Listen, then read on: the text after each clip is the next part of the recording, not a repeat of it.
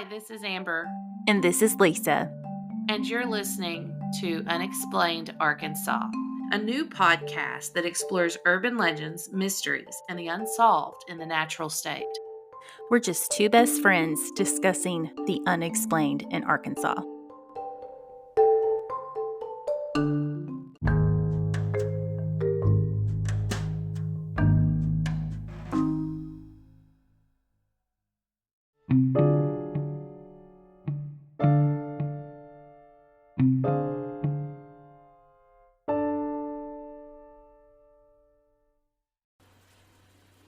Hello, and welcome to Unexplained Arkansas. This is Amber. And this is Lisa in the morning. This is episode 34, and yes. we are really excited because we are now in summertime mode. Yesterday we took a little trip, which we'll talk to you about at the end of the story today, but this is kind of our unofficial start to the summer season. And we've got a lot of big things planned. So, all right. And go ahead. I was about to say, and what says summer like tuberculosis, right? Yeah, that's true. Yes. Mm-hmm. That is very much true. Yes. So when we asked our viewers what they deemed as the most haunted spots in Arkansas, we would always get, and we've done this a couple times, but we always get a variety of answers. But the ones we hear the most are the Crescent Hotel, the Armory, the Allen House, and the Arkansas Tuberculosis Sanatorium. And that's the one I knew the least about, honestly, until I started the research. I knew it was I know there. nothing. You know nothing? I know nothing. And I think part of it is because, really, it's so far away from where we are. It's up in Booneville, and, it's not something that, I don't know, that I grew up hearing about anybody going to that hospital, even though we'll find out that thousands and thousands of people went to that hospital and thousands never came home, which is really, really sad. Yes. But today we will be diving in and looking at the history and some of the lore of the Tuberculosis Sanatorium and how it became a favorite spot for ghost hunters in Arkansas. Now, this is a two-parter, right? This is part one, and I'm going to come back with part two after I talk to some people that have actually been in the sanitarium and done one of the tours. And there is a tour coming up in June, and I'll tell you about that in just a little bit. Yeah, cool. Yeah. And I want to go, if you can, Lise. I do want to go. I'll look at my calendar. You'll look at your calendar. Okay, so haunted sanatoriums are not new. People for many years have associated these places with sadness and death and, the whole thing. I mean, anytime you think of hospitals in general, especially old hospitals, old psychiatric wards, older nursing homes, people really do associate these things with negative stuff, sadness, death, sick people. Now, tuberculosis, just to look at it as a disease, it's very old. It's very, very old. Did you know that, Lisa? Yes. I assume it was old. Yes. It's actually thousands of years old. Now, it was also called by several other names, but the one that you'll hear most in like Victorian literature and things like that. Like, I'm sure all y'all are just out there reading Victorian literature. I was an English major, so I had to do that. But they called it consumption. And they called it consumption because it literally would physically and mentally consume you. And it would just suck the life right out of a person's body. And it would do it slowly sometimes. And people would literally be fighting consumption for years with very few comforts or treatments. And it became a huge problem.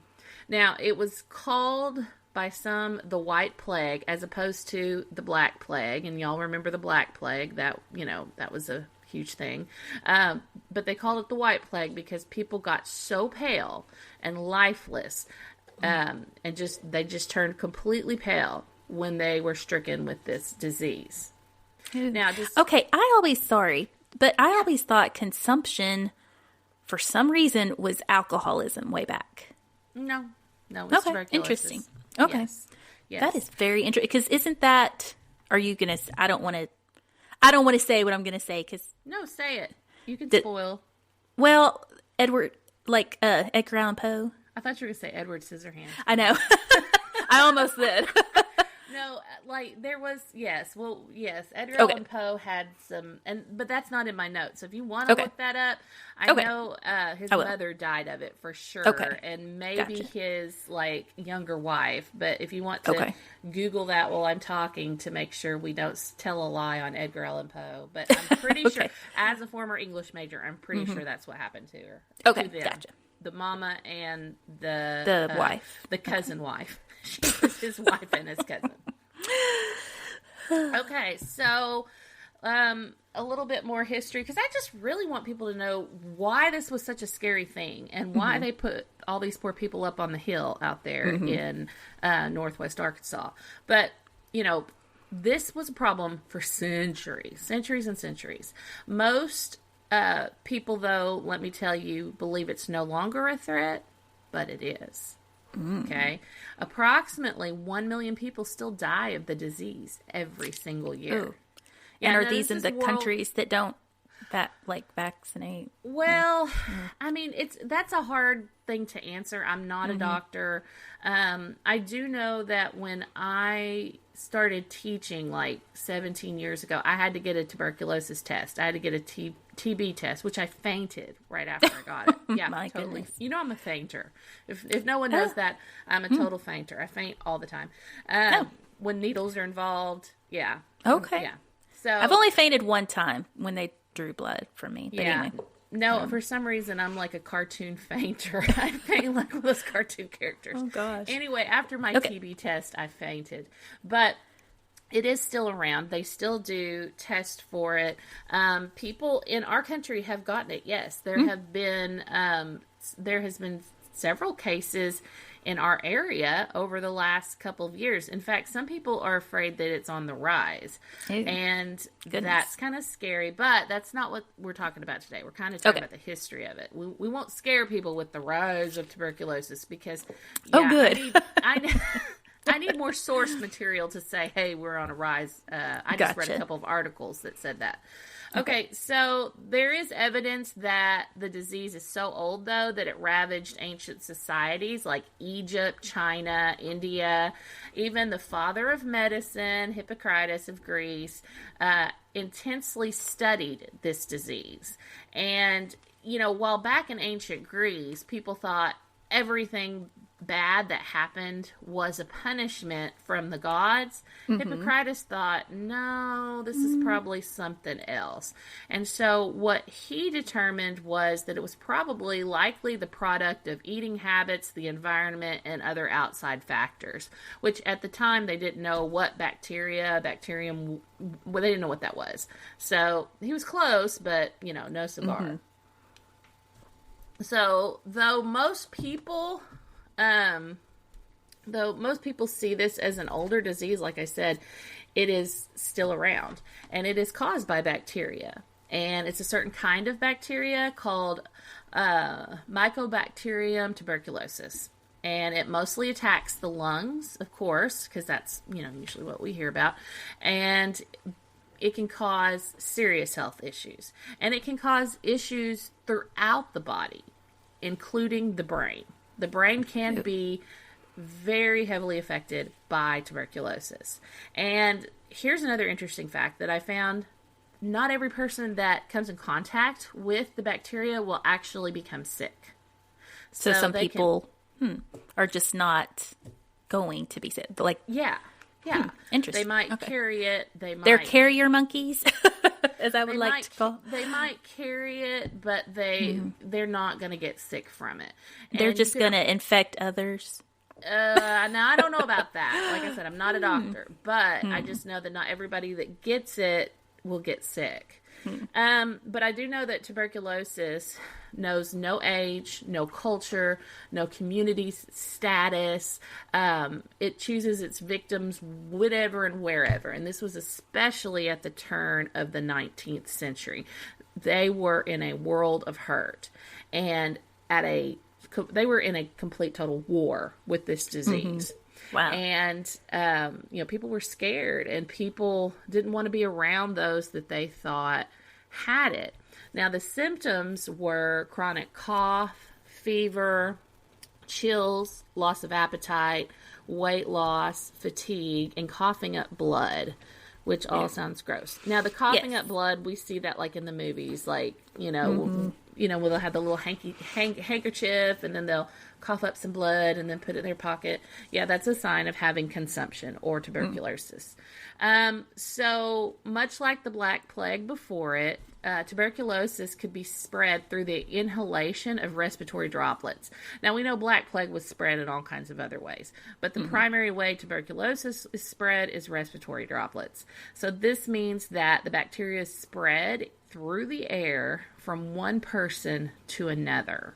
So when a person will cough and, or breathe heavy or whatever, they could potentially get somebody else sick. Now, one of the things that people said back at the turn of the century, the 19th century, I have to say 19th century because kids are going to think we mean like 1999. No, we were singing and dancing to Prince. We weren't worried about tuberculosis. No, I'm just kidding.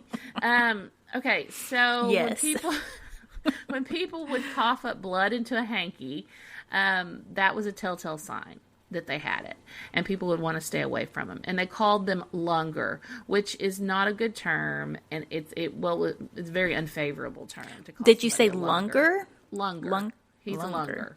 Okay. Yeah, or a lunger. Either a lunger or a lunger. I don't know which one. Yeah, but it's lung with ER. So if somebody sees someone cough up some blood, they're like, that's a lunger. So, and they try to... And they move away from it. They move seats or counties. I don't know. Yes.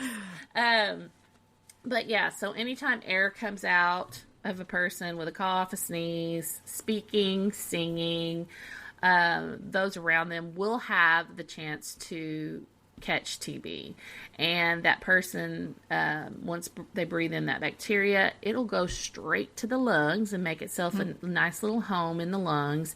And then, of course, like bacteria does, it begins to grow. Can you tell I used to teach science?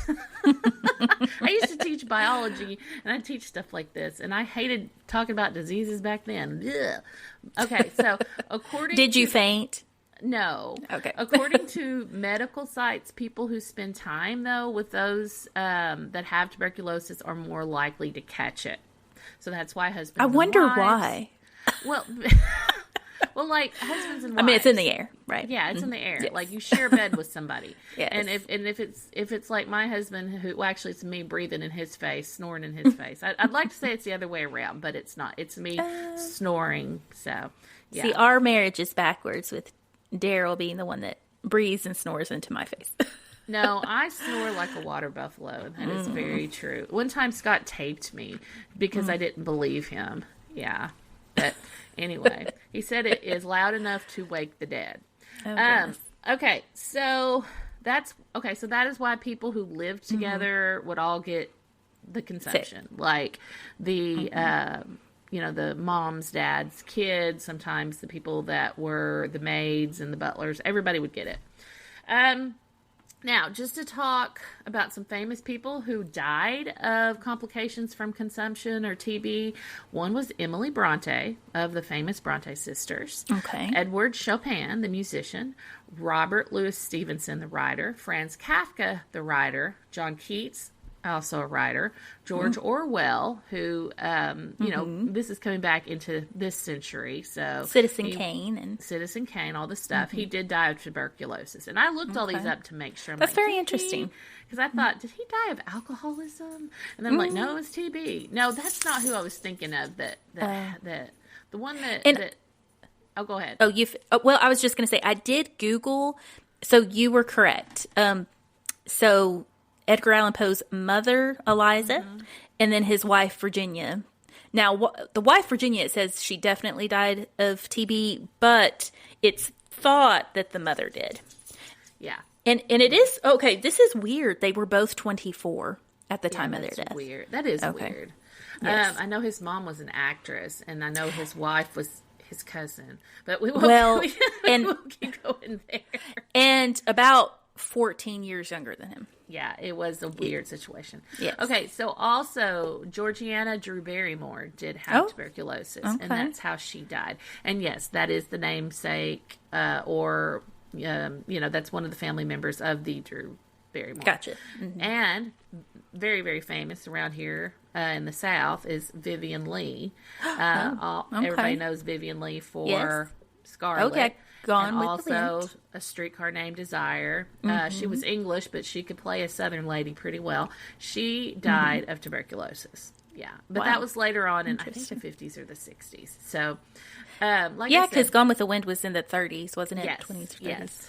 So, like I said, this kept going for a long time, and not to get ahead of myself, but it wasn't until like 1973 that things started turning around for tuberculosis, and people stopped getting it so often.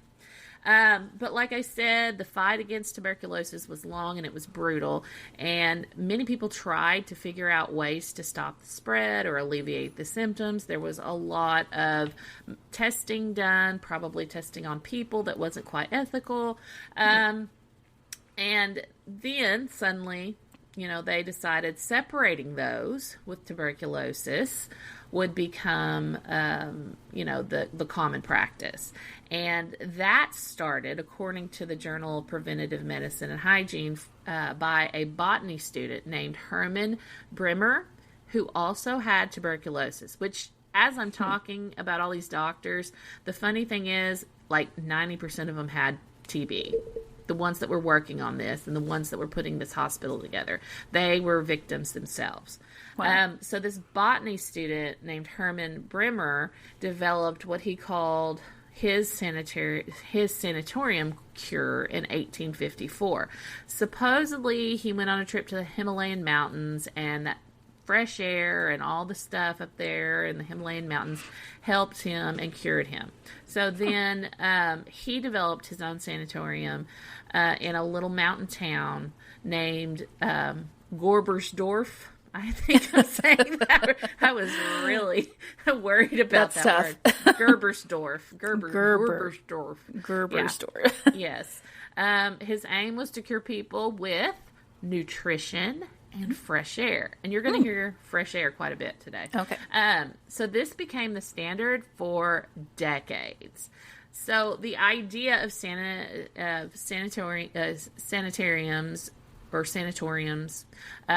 the idea of that, just kind of spread.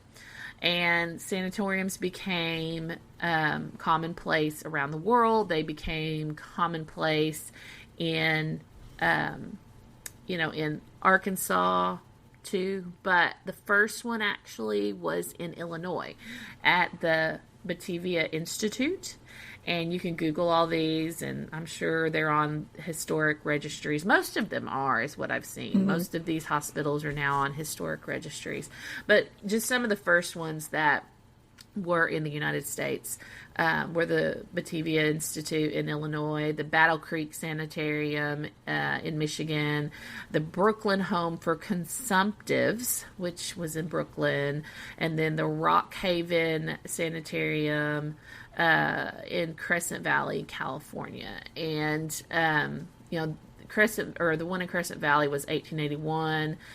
So was Brooklyn's. Battle Creek was in 1866, and Batavia was in 1853. So very quickly after Brimmer's, Batavia was around actually before Brimmer and his big trip to the Himalayan mountains. But anyway, it became standard around this time to separate people, that had consumption, that had TB. And they would send them to these sanatoriums. They would send them to these places. Okay. Yes. And they were cared for. They were cared for by doctors and nurses. And a lot of the time, these doctors had TB themselves, which is the case in Arkansas. So I tried to find what the most haunted sanitarium was in the United States, and I get multiple answers, but the one that kept popping up was the Waverly Hills Sanatorium in Louisville, Kentucky. And supposedly it's world famous for being one of the most haunted locations in the world. And it's a huge part of the history of Louisville, Kentucky. So I thought that was really interesting. So if we're ever in Louisville, we need to go see that. Yeah. That sounds interesting. Yeah, there's lots of things written about that, about the Louisville one. So, and I could keep going. I could just keep naming all the haunted sanatoriums in Arkansas, or I'm sorry, in the United States, but that would be a completely different show. So, yes. And podcast. Yeah. But it's really interesting that this just took a hold of people, like it did. And, a lot of it reminds me of, anytime we have a disease that is just ravaging the country or the world, people panic, and, people tend to, kind of separate. And it reminded me of like the leprosy colonies, that they had, and leprosy, anyone with leprosy, they would, send to a colony. They would send to some kind of place where they could be by themselves. But I don't think that's actually how the Arkansas Tuberculosis Sanatorium started. And I will tell you that in 1900, which is when this started to happen in Arkansas, the thought of a place to put people, the disease was the second leading cause of death in the United States, exceeded only by pneumonia. So it was pneumonia number 1 and then TB number 2.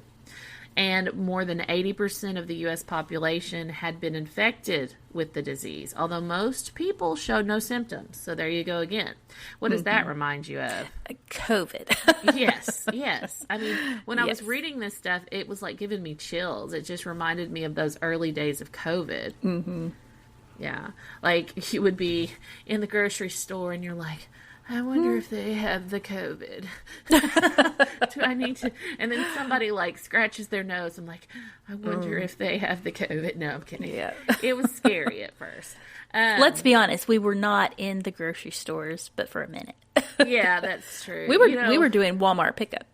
Yeah, I was mostly doing that too. So, but I get really anxious when I'm stuck in my house all the time. And it was really hard for me to be that closed off for that long. Okay. So the mortality rate, of course, jumped up, and, with those that had the symptoms at this point in time, which I'm talking about 1900, the mortality rate for the active infected was about 80%. Now, can you imagine COVID having the mortality rate of 80%? No. That is scary, scary stuff. Yes. And in Arkansas, particularly, tuberculosis affected 1 in 60 people and accounted for 1 in every 7 deaths. Oh. Yeah, that's very scary. That would be very, very scary situation. Yeah. So yeah, that's a little bit of the history of the disease, before we talk about the building. And I mean, I don't know. To me, it's just, I don't know. It's just very interesting. So it is. It's sad. It's a sad history. It is very sad. So let me also tell you, though, because I may be using the words sanitarium versus sanatorium interchangeably. So let me just kind of define that. So the definition of the words sound similar. Sanatorium served people with tuberculosis, and sanitarium were for people with a variety of illnesses. Okay. So that's why we thought that the Wake Night Sanitarium in Searcy was a TB. It wasn't. It It was a for hospital. everything. It was for everything. Now, the sanatorium is for tuberculosis. So I thought that was interesting because I did some research and pulled some stuff from the library about the Wake Night sanitarium. See, it's hard to keep those straight. So yeah, so the sanatorium. There's not a huge distinction there. Verbally. There's really not. Weird. And then in some of this, I mean, like the Battle Creek calls their sanitarium, and Rockhaven calls their sanitarium, but technically it's sanatorium, like Waverly Hills Sanatorium. So you're going to see back and forth. So just kind of go with it. All right, so the Arkansas Tuberculosis Sanitarium, see, they call it sanitarium here, but we're just going to go with sanatorium. So the sanatorium was built in 1909 after 973 acres were donated by the citizens of Booneville, which is a part of Logan County. Now, Logan County is located in the Arkansas River Valley, and that's in the northwest part of Arkansas, like, you know, on your way to Fayetteville and Fort Smith and those areas. And Logan County actually has two county seats. Booneville is one and Paris is the other. Now, there's several pretty, I don't know if famous is the right word, but well-known communities in the area, including the Magazine community and the Subiaco. And are you talking, is that like the Mount Magazine? Mm-hmm. Yeah. Okay, yeah. so it has Mount Magazine there. Okay, cool. Yes. And that would be a fun trip. Yeah, Mount that would Magazine. be. I love it up there. I just love it up there. I would drive to Fayetteville, you know, that's where I graduated from, and I always wanted to, like, stop constantly because there were so many cool things up there. But, yeah, that needs to be one of our summer trips. Okay, so the area was technically 3 miles south of Booneville. Everyone calls it, you know, the Booneville Sanatorium, but it was 3 miles south of Booneville. And it had a really high elevation of 1,055 feet, and Mount Magazine could be seen from the distance. Yeah. And the area which the sanatorium was, was developed on was actually called Potts Ridge. Potts Ridge. Potts Ridge, yes. I never heard of that. Yep. All right, so like I said, by 1900, the disease was the second leading cause of death. They had to do something. So the National Tuberculosis Association was formed in 1904. So the feds got involved. They're like, okay, we've got all these people that have tuberculosis. The Arkansas Tuberculosis, The Arkansas Tuberculosis Association was founded in 1908. And at that time, tuberculosis was killing 160,000 people yearly in the U.S. And that included 3,000 people annually in Arkansas. Wow. Yeah. And 2/3, and I found this very interesting, 2/3 of those were dying between the ages of 15 and 30. Ooh, yeah. Oh, that's sad. But isn't that interesting? I wonder why that is. I don't know. Young people. Yeah. That's relatively young, especially. Yeah. And then both of Edgar Allan Poe's people were 24. Just right in the middle of that 15 to 30 situation. Yeah. I wonder why. I wonder what it is about the disease that it pinpoints that age group. So. Instead of being more like pneumonia or something else that was, or flu, which typically gets the elderly. Young, the elderly or the very young. Mm-hmm. Yeah. So I did a little research and I found a volume of the Arkansas Historical Quarterly, and that's where I got a lot of my information. But I also got some from a really good article written and published in the Arkansas Times, and then another one published in the Democrat Gazette that I will link in our social media.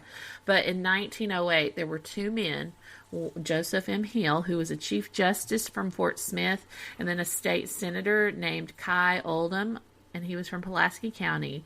They're the ones that got all of this started. And get this, both of them were tuberculosis patients. Okay, so they had a personal you know. They did, which a lot of these people did.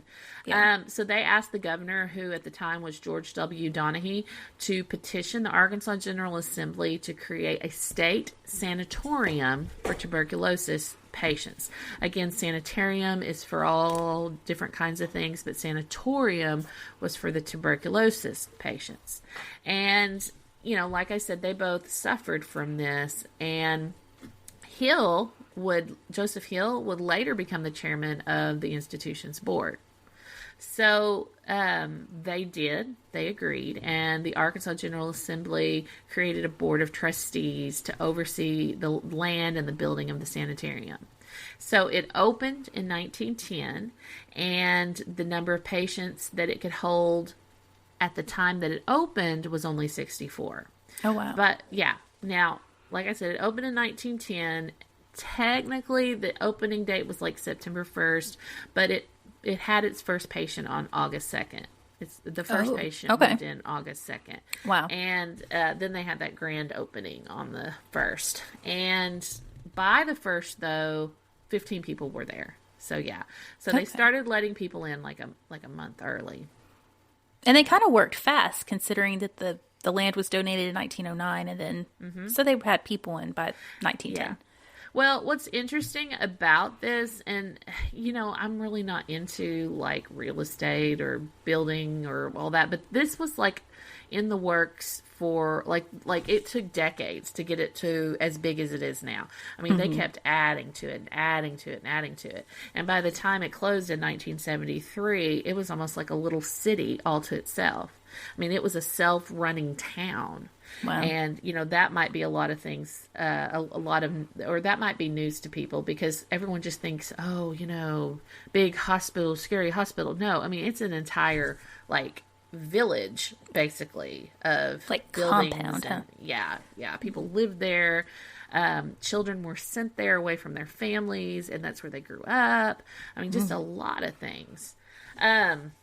Okay, so Dr. John S. Shibley was the first superintendent, and he was a resident specialist on the disease, and he had went to tuberculosis sanatoriums all over the country looking for the best remedies and techniques, and he pretty much got the show on the road. But then, unfortunately, he passed away in 1913. Ooh, of tuberculosis? It doesn't say how. Yeah, and this that I got this from, it was published in 1967.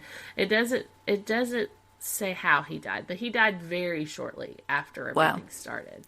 That's very interesting that they don't mention how he died. Oh, well, listen, I mean, a lot of them die.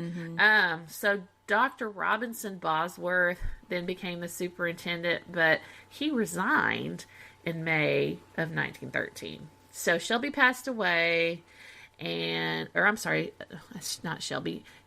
passed away in 1913, and then Bosworth took over, and then he resigned in May of 1913. So that was a very quick switch. So then Dr. John S. Stewart, formerly of the Missouri State Hospital, preceded Bosworth, and he was the superintendent for several years until he died suddenly after he was thrown from a horse in October 1930. Yeah. Interesting, right? Yes. I mean, because I kept imagining that he, died of tuberculosis. Not a horse, but that is very... It was a horse. It was a tragic horse accident. So this is why I don't ride. Yeah, I love to ride horses. So by 1913, kind of going back a little bit, by 1913, the sanatorium could hold 88 patients. And then by 1924, during the Roaring Twenties, it could hold 240. Now, the main patient building was, during that early time, was the Kai Oldham Hall. Now, remember, Kai Oldham was that senator that started all of this. But by then, he had lost his own battle with TB. Yeah, he was dead by 1912. So Oldham had, when was that? 1908, had petitioned the assembly, and then he was gone by 1912 of tuberculosis. Goodness, so just now quickly. very quickly. So they called that Oldham Hall, and then it was destroyed by fire in 1926, but rebuilt.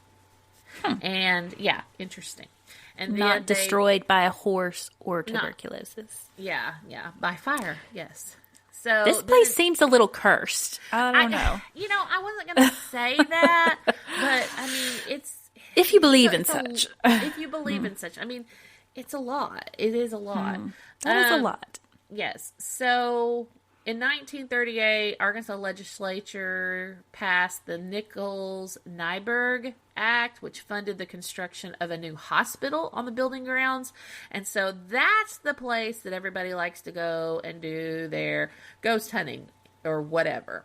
And that's Nyborg, the Nyborg building, which we'll get more into that. So again, when I first took on this assignment, I was like, oh, it's going to be a building or two. No, there are like so many buildings. And then I have these photos of like an aerial view of like the whole place. And it was a community.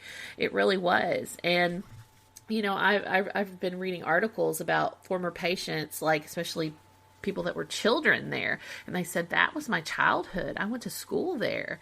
Wow. And yeah, they were separated from their families. And there's just a tragic story in Arkansas Times. It's like Every Day is Tuesday or something like that is the name of the article. But the man is now grown and he's like in his 70s, and he was taken there at age 7, and he didn't come back home until 14, and then he joined the military, and as soon as he got back from the military, he went back and worked there because, like he said, that was his home. Okay. Yeah. Wow. Yeah. So the next act, the Nichols-Nyberg Act, was promoted by Phillips County Representative Leo E. Nyborg, who had tuberculosis and lived at the sanitarium. Are you starting to see a pattern here? Mm-hmm. Yes. There were lots of people that had this. Lots of people. Now, with all these changes happening, so it's 1938. At this point, 500 people can be housed at this place. Yes. And so it went from 64 to 500. 500 at this point. Yeah. So wow. Yeah. And so by the late 1930s, tuberculosis began reaching epidemic proportions, and there was no cure in sight, no preventions that were really working. A lot of people were still going on that nutrition and fresh air. That was how they were treating it. Food and air. And air. I mean, what else were they going to do? Yeah. Just sad. It is. Now, Leo F. Nyberg, I hope I'm saying that right. I don't think it's I think it's Nyberg, of Helena. Like I said, he was a TB sufferer who would eventually die at the sanitarium. And he was the one that pushed to have that major funding that created that new hospital wing, that large building that you always see in the postcards, like those old vintage postcards and stuff. That was the Nyberg. The Nyberg building, the major structure that everybody, the one that everybody thinks about as being the sanatorium. So by 1940, after Nyberg did all that, by 1940 it was the largest facility of its kind in the U.S. Wow. And it provided research to other sanatoriums as far away as Italy. So people were coming to Arkansas, to our sanatorium, to study what we were doing with tuberculosis patients. Yeah. And if you... That is very interesting. I just wonder about the mortality rates within our hospital then. Within this hospital? Yes, within this hospital. I mean, if they were coming from all over to So study here's it. what I found out. The hospital, because I did wonder that myself. The hospital records are all closed, okay? Because it's patient confidentiality. But they had a newsletter that came out every month that would talk about people leaving, people coming, all the things. And it was like religiously that newsletter would come out. And it is I think it's in either the historical society or library or maybe the museum itself. I don't know, but they have those brochure or those whatever you call it, those newsletters. The newsletters. So if someone could calculate based on the newsletters, I mean, you could see. If you got time on your hands, you could get a hold of those newsletters and figure it out, and all that. But as far as the records about the patients themselves, you can't get to that because that's private information. Now, some people have come out and talked about it and talked about their experiences there, and that is documented. But as far as specific statistics, I can't find where it says how many people died there. But as one survivor of TB did say, he said thousands never made it home. So I'm sure there were several people that died. Yeah. Now, by the time it was all said and done, the area would eventually have about 76 buildings. Now, that's counting everything. That's a lot. That's a lot of buildings. Yeah. So they had the Cottage Sebastian, which was donated by Sebastian County, and that could hold 8 patients. Then they had Eccles Hall that could hold 24. McGee Hall. Now, McGee Hall was where church services were held, and they showed movies in there as well. And the monks at Subiaco were also using, the facility at some point. So, let's see, there was the Kelly Building, which the Kelly Building was an occupational therapy place that then turned into a library. Meriwether Hall that had 26 patients, and then the Masonic Order Juvenile Facility, which could hold 75 kids, and it was also a grammar school. So they did have a separate place for the kids. Then, just to kind of round it out, there was Hemingway Hall, English Cottages 1 and 2. They had their own post office. And wouldn't you like to get a hold of a postcard or a letter that is stamped from their post office? I mean, I would love to have that for my collection of odd things. Like, put that on the list when I drag you to all these, thrift stores and flea markets this summer. What you're looking for. Yeah. I want something that is stamped from that place. All right. Then there's the Stewart Building, which is a hospital ward. And then that big Nyberg Building, and which was a 1/10 of a mile long and 6 stories high. So when you look at anything online, that's what you automatically, your eye will go to this Nyberg Building. But just know that there were so many other buildings. Then, of course, there were dormitories, nurses had their own homes, and then there were Hilltop and Rock apartments that sound fancy. So maybe those were for the fancy TB patients. I don't know. Maybe you could pay extra for these apartments. So, according to an article by the Democrat Gazette, the Booneville facility accepted only white patients. African Americans went to the state-run Thomas C. McRae Sanatorium in Alexander, and that was the first institution of its type in the county operated entirely by African Americans. And when that opened, the survival rate of African Americans with tuberculosis was only about 25%.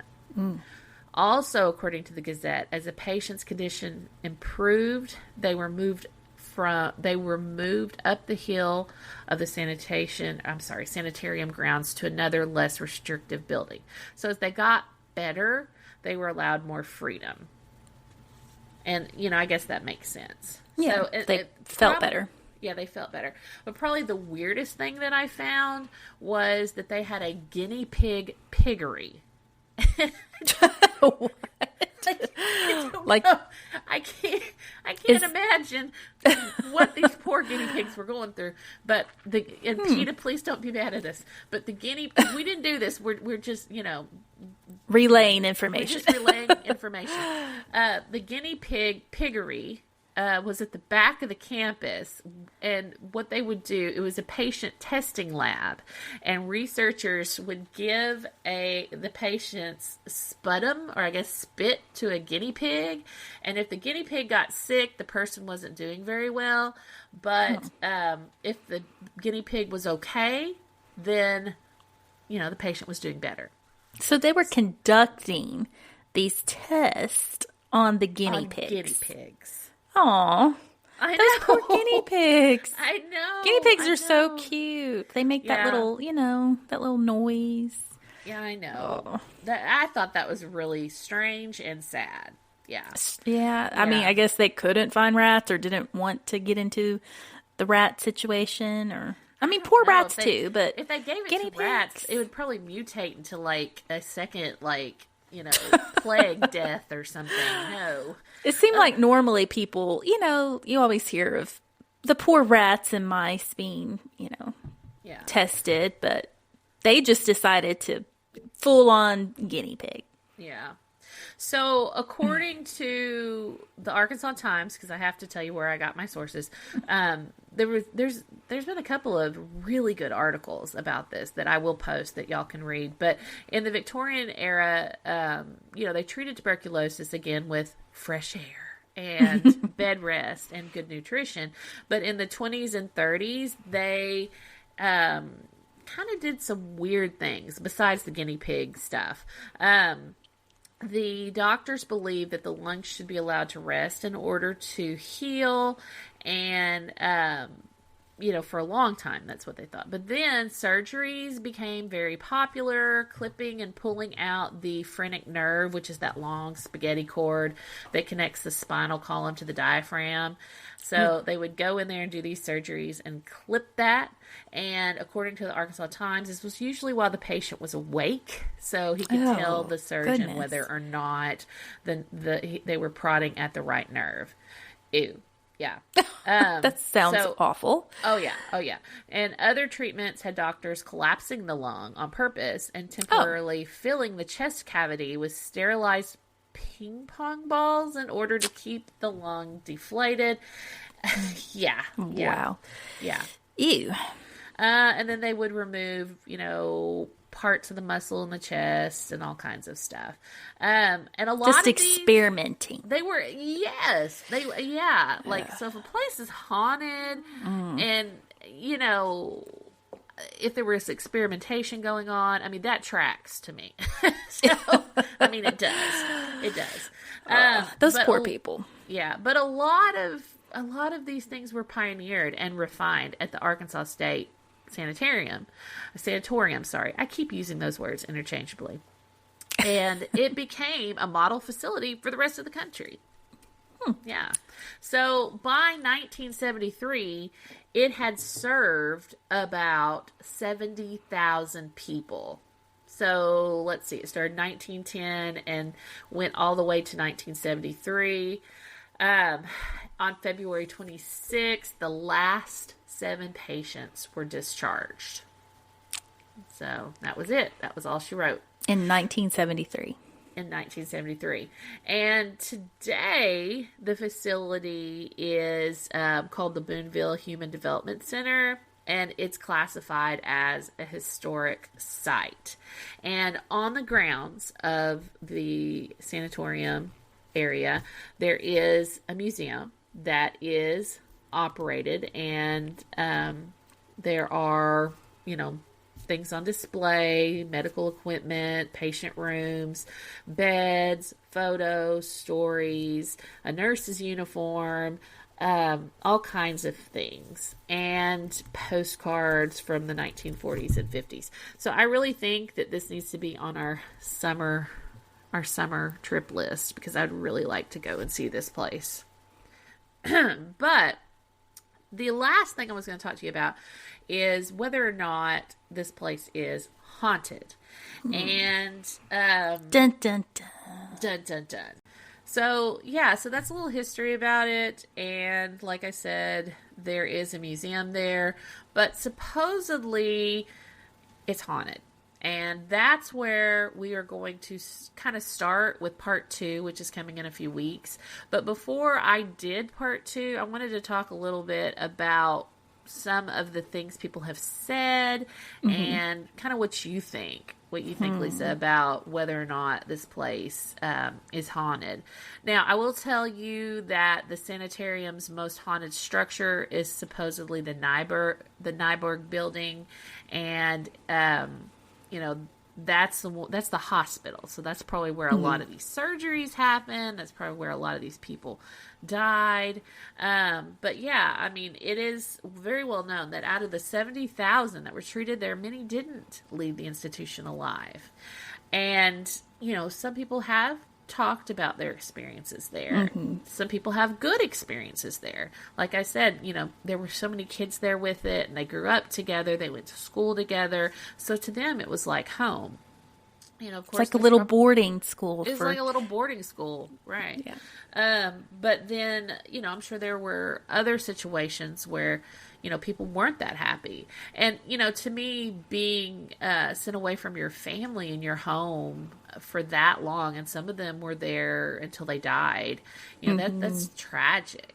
It's very tragic. I would think that there's a lot of, it wouldn't surprise me with the hauntings just because of all of the activity, the sadness, if there were a lot of death, and just those surgeries sound horrible. Yeah. The fact that we cannot say how many people died there, that kind of speaks for itself. I mean, I don't think they're going to tell us, and I don't think that's a number anybody has right offhand. And if you do, certainly let us know.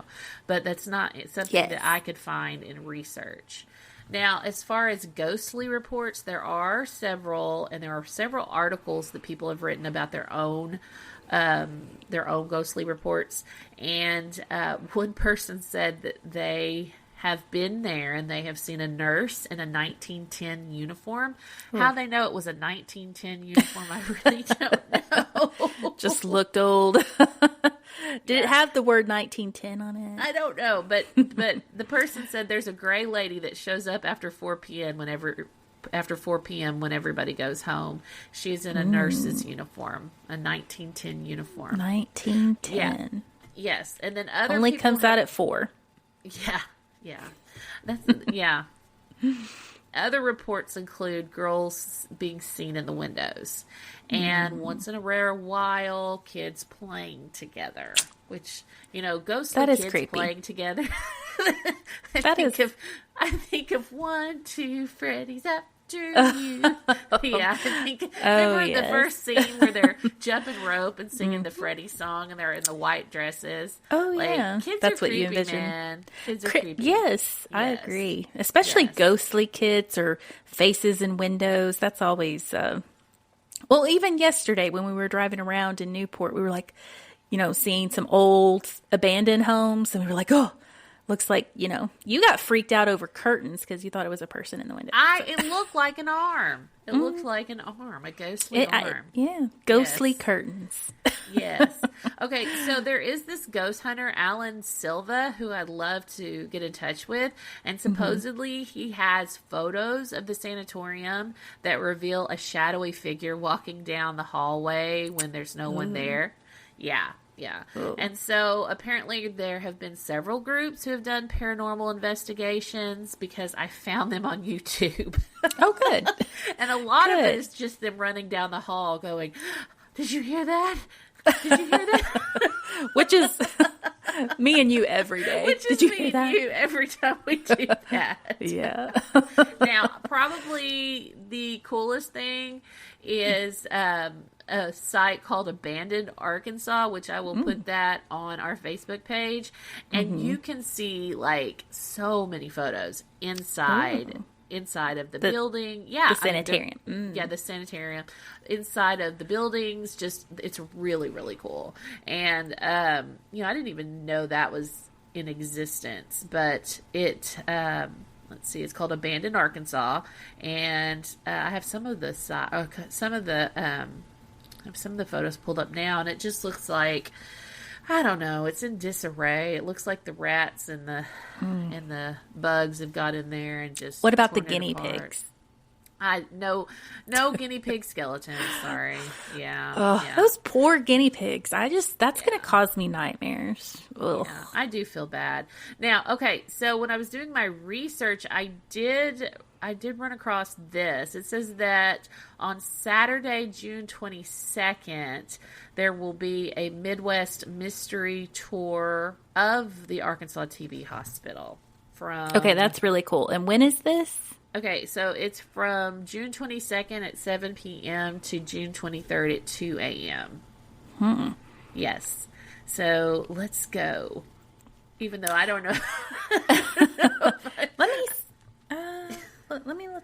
I'll have to check my calendar. I know my calendar right now. I know my sister is coming to visit. Well, so right at that time frame. I'm going to DC like right after that, but I think it's the next weekend that I'm going to DC. Oh, okay. Yeah. So, I really want to hear for the second part. Like I said, this is the first part of a two-part series on the sanatorium, but I want to hear some actual paranormal stories, some people that have been there. You know, I myself thinking about it being a place that had so much sadness, that had so many things going on. You know, maybe there is some kind of negative energy there. Now, I know that I don't think that the people that run it now want that kind of publicity. I might be wrong, but I know people are interested in it. And I know people want to know more. And when you look at these aerial shots that I'm going to put on Facebook, you'll be very shocked because it is. It's like a ghost town. It's like a real legitimate ghost town. And, you know, I'm sure some of the structures may still be used. I think Subiaco may still use the chapel. I don't know. I read that somewhere, but I may be wrong. But it is just interesting that, you know, it's there. I mean, you can go on Google Earth actually, and you can go straight to it and look around, you know, on the Google Earth and see what it looks like. And it's pretty cool to look at an aerial view through that. So cool. Yeah. So lots of things, man. So cool. So we want the haunted for the next episode. Yes. So the next experiences. The next episode will be the actual experiences. This was kind of some background for you history buffs like me and people that want to know the why before the scare. You know, there has to be a why before there's a ghost. So this is, you know, what came before. And it sounds like it was a very tragic time. And the place probably holds a lot of, you know, deep sadness and stuff like that. So we'll see what people can come up with. I know two specific ghost hunters that have been there, I think, and I'm going to hit them up for some stories for the next one. Yeah. Yay. Yes. So that's it. That's all I have about the Booneville Sanatorium. Awesome. Yeah. So we'll stay tuned for part 2 coming. Part 2 is coming. Yes. Yay. And pod business. So you have it's Patreon. It's mullet time. You know, business in the front, party in the back. So unless you're Kate plus 8. Yeah. Then what? You Oh God. Remember she reversed that hair. No, but like we said in the last one, we'll do our fun podcast stuff at the end of the episode and our banter. So yes. Party in the back, business in the front. Because we know you guys want the actual story. And we are listening. We are listening to reviews. And some of y'all are mean. No. We have had, just a few mean people on the YouTube. I've never been. But there's been a lot. But there has been so many, especially in the last week, so many nice comments on the YouTube. So yeah, yes, I think so too. And we are focusing on building that. We are focusing on building on what we have, and you know, some of them have even said that, hey, you know, yeah, I said that because like people have defended us on YouTube, but then the person will be like, hey, I don't mean anything by it. I just want to give them some constructive criticism. And I'm all for that, right? I mean, I'm okay with that. So, but we are growing and building, and, you know, by the time we reach episode 100, hopefully we will have an awesome system that everybody loves. So, yeah. So let's go ahead and start talking about our book club. Oh, and Patreon. Start with your Patreon. Oh, Patreon. Okay, so let's start with Patreon. And plug. So we have a shout out for our Patreons. Who are our shout outs today? Okay, so our shout out today is Kim L. So thank you so much. Kim L is an OG listener. She is one of our Searcy BFFs, and as well. And so she is one of our newer Patreon members, and we just love her and we appreciate everything, Kim. So shout out to Kim L for the Patreon. She is I believe she's in the top tier 3 slumber party. What is that called? Slumber party tier. The slumber party, I think. The slumber party. So she's in the slumber party. Yes. Yeah. And if y'all don't know why we call them what we call them, you just have to kind of go back. That came from a listener. A listener said that listening to us was about like being a part of a really fun slumber party, like just hanging out with your girlfriend. So we appreciate that. So that was Pod Business. Go check out our Patreon and also subscribe on YouTube. And now Amber's going to talk about book club. Okay, which is part of Patreon too.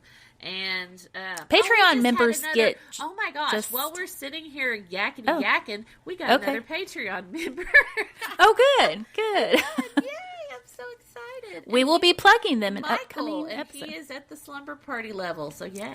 Oh, yay! Okay. Thank you, Michael. And we have more to plug in our next episode, but I was just excited, so I just said his name. We'll plug you in the next one, Michael. Okay, so You'll get a 2 club. plugger. Yeah, 2 plug. 2 plugger. And we appreciate Katie, who is a current member of. Oh, I love Katie Douche. Yes. I love her so much. She's my favorite. She posts a lot of helpful things on our Facebook, so check that out. She does, and she always responds on Patreon. And I love her so much.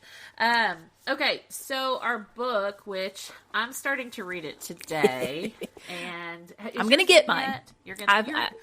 You got. I am finishing the Washateria murder currently. You know this. Yeah, and that is juicy, guys. Okay, we'll talk about Washateria in a minute. Okay. Let's do this one first, and then we'll talk about the other one. I mean, we are full of juice today. Juice. Okay, so the Final Girl support group. This is our book for May. We'll have a new book in June, but our book for May is The Final Girl Support Group by Grady Hendrix. And if you've never read a Grady Hendrix book, or if you've never seen a movie based on a Grady Hendrix book, you are missing out. Yes. I mean, it's scary. Seriously. It's wackadoodle. There's so many things. I can't even lots describe. of layers. There's Onions. lots of layers to his stuff.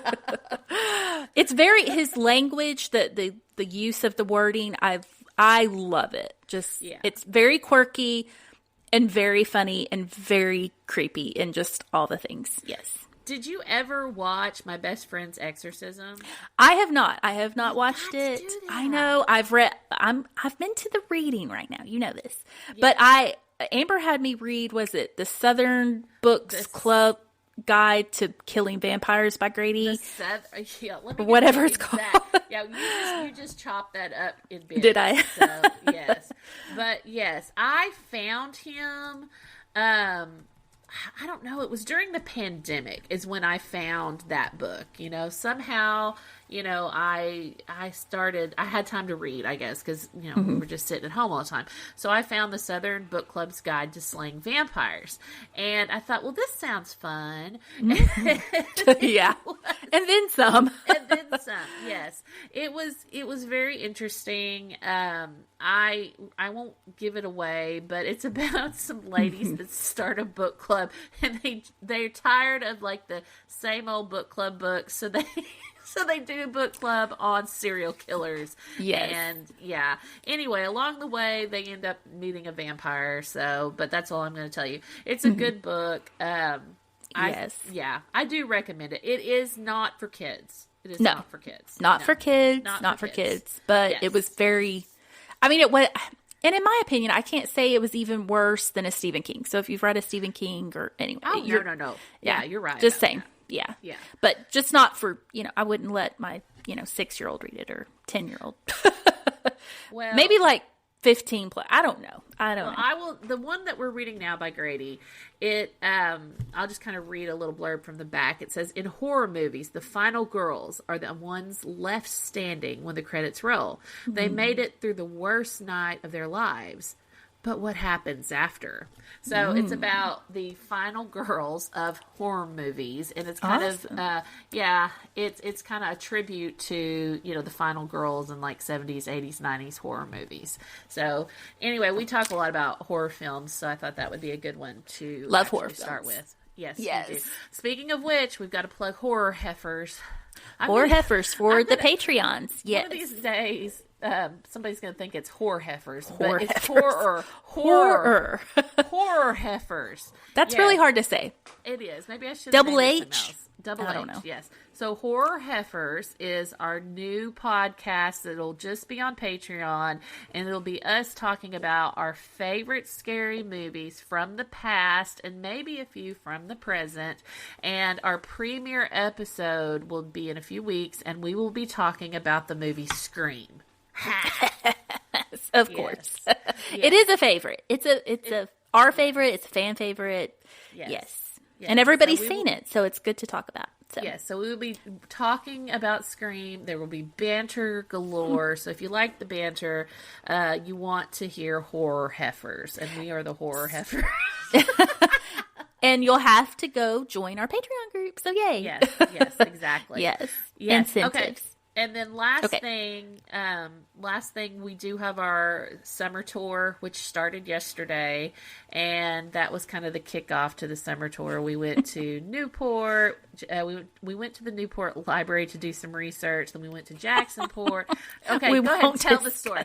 I'm not going to tell it. Well, I do have to mention it in our next episode for sure. So stay tuned because it ties into what we were investigating and researching. But let's just put it this way. The librarians that made this comment, and this is cinched into my head because Max was with us. Yeah, Max, and I was my 2-year-old. Yes. And they were like, ma'am, your kid's going up the stairs. Ma'am, your kid's going out the door. No joke that was said to Amber. Yeah, I didn't have a babysitter, so I had to bring him. But I'm not bringing him on any more of our adventures. But he was very good in the car ride and the restaurant situation. You give him a phone and food, he was amazing, and he slept in the car a lot. But man, when you get him into a library or a museum at Jacksonport, not so good. It was like he would walk about 2.5 feet, then lay there on the ground, and then we'd pick him back up, and he'd walk a few feet, then he'd lay there. He was a I mean, he is not even 2 yet, guys. I mean, he was a trooper. Poor him being drug around by us. Ma'am, your kid's going upstairs. Those poor librarians. So funny. That's so funny. I'm glad they left. We just totally ruined, or maybe made their day better. I don't know. He did ruin a potted plant, evidently. I was just going to say, he ruined a plant upstairs, so I don't think they like us. So, yeah. Okay, so that's it. Okay. That's all the biz we have, and we will come back at you real soon. With terribly soon. Terribly soon for us because we're doing back-to-back episodes. But, yeah, it might be a couple of days delay for y'all. I don't know. It depends on how fast I can get them edited. All right, so that's it. That's all we have. Thank you guys for listening. We love you. Bye. Love ya.